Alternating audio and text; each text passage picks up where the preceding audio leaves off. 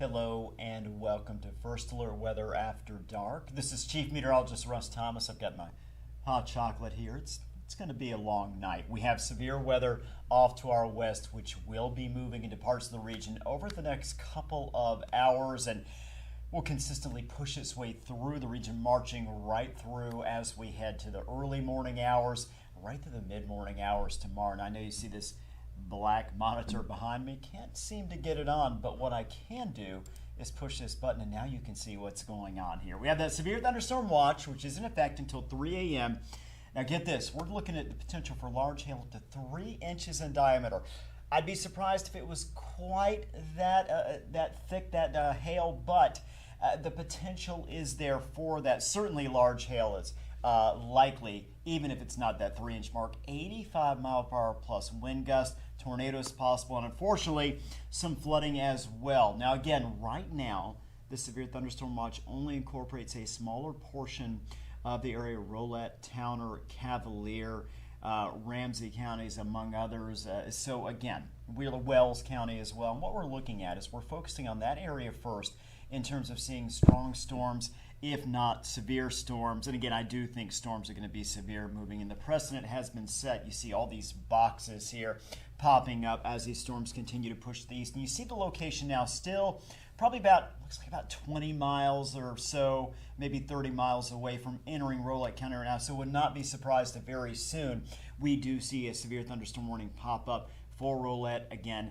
potentially for Towner, and eventually Cavalier, as these storms will continue to sweep into and through the region. Now, these storms have been a little slower than initially thought in terms of moving into the region. So what that does is that kind of backs up the timing in all areas of when we expect to see storms. We're going to walk through that for you in just 1 second. We'll give a close look here.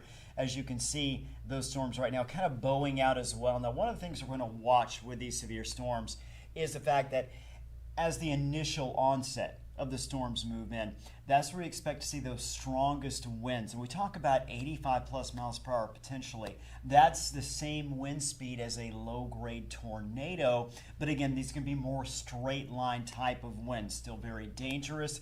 Of course, you talk about blowing siding off of homes, you talk about maybe shingles off of roofs, that sort of thing when you get that kind of wind speed, certainly blowing things around. So we're going to walk through here starting at 11 p.m. You can see storms still off to the west.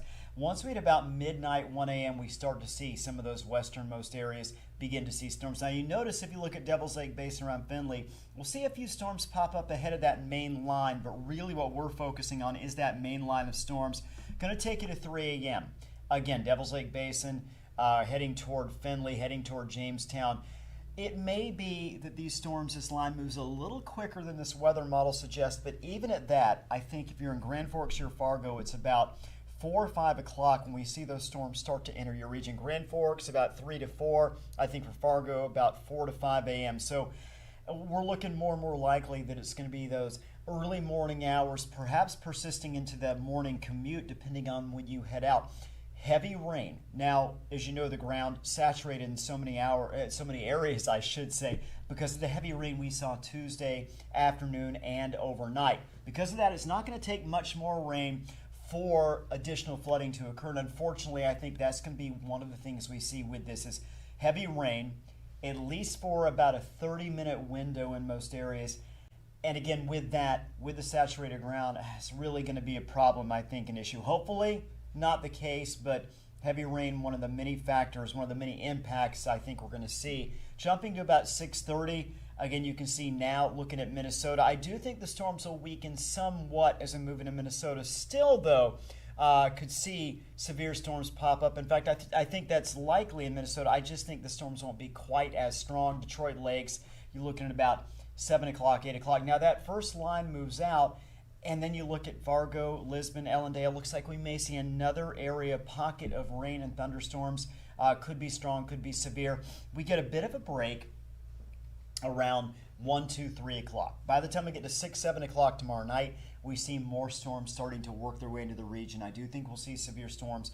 I will say this, when we start looking at it, I'm going to pop myself back up here, even though we've got the black screen, then I'll get back to the graphics. I will say that with tomorrow night, tomorrow afternoon, evening, the longer we see rain and clouds stick around our region tomorrow morning through early afternoon, the less of a chance we're going to see of having super strong storms for late Friday into Friday evening and early Friday night.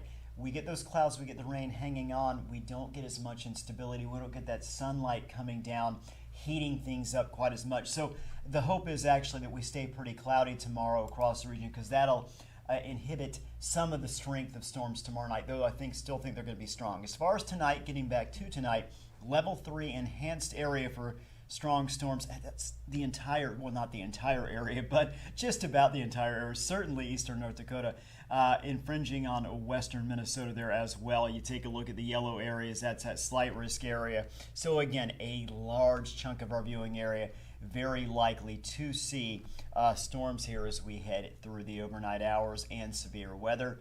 Again, impacts, baseball-sized hail, tornadoes possible, high winds 85 plus miles per hour, flooding very possible as well. Wind threat, that's your big story tonight. We mentioned potential for 85 plus miles per hour. Look at the area in red, and especially look at those black lines. That's what we call enhanced significant chance of seeing that. So the odds are pretty high as those storms move into and through the region that we are going to see those very strong winds, especially, again, right at kind of the leading edge of when those storms move into the region. Tornado threat, and that's also shifted farther to the east, the low risk area, isolated risk. I will tell you that just a little while ago, about a half an hour ago, we did have a brief tornado warning to our west. Again, that initial line of storms that has not moved into the region. That tornado warning did not last very long, but that was in place. So we kind of look at that as well and know the strength of these storms as they move toward our region. Hail threat tonight.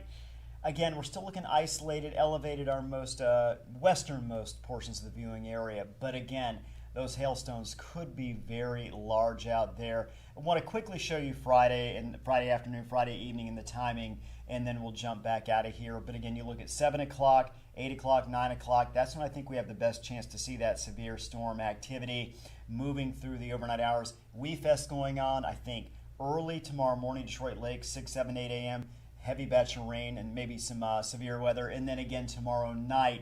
So again, if you at WeFest, you plan on going to WeFest, you're camping out there, you just know it could be a mess at times, and we could see those severe storms. By Saturday, good news here, we're going to clear out, and that's going to lead to a very nice weekend and a very nice week overall. So we hit a dry stretch, so it's just getting past this next 24 to 30 hours. And then we can relax, we can breathe, we can enjoy the weekend. And again, next week looks good. Temperatures in the upper 70s to low 80s. It is going to be nice out there with that sunshine, and a little drier as well, not quite as humid. So again, just tonight, VNL weather app, that is a great thing to have, especially we get these storms, these during the early morning hours, these severe storms with the potential for tornadoes and certainly the strong winds. Want to make sure you have that good chance at some point tonight.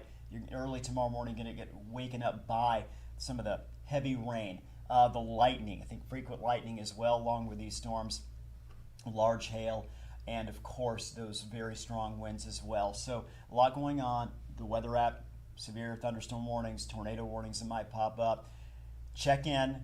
Again, this is a scenario where we do see those type of warnings or those type of winds. You want to make sure that you're aware of that. You're indoors. It's nighttime. Most of you are. Make sure you're away from windows, interior of the home, that sort of thing when these storms roll through.